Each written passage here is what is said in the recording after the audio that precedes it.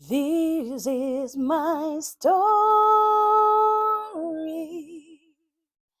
This is my song, praising my Savior all the day long.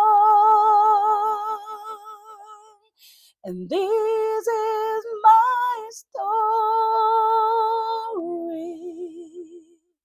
This is my song, praising my Savior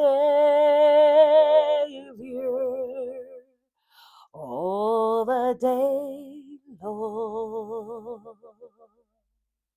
So, good evening. Ladies, you see that one guy that keeps hovering, checking on your life, how you're doing, or what you haven't done, but they're not necessarily there to help you out. I have one commandment for you. It reads, Thou shalt not confuse attention with intention. Just because he's calling, texting, or shows up doesn't mean he's investing. Energy without effort is just noise. Watch actions, not vibes. You're not auditioning for any role. Get that energy away from you as fast as possible. But I'd also like to know, do women hover also?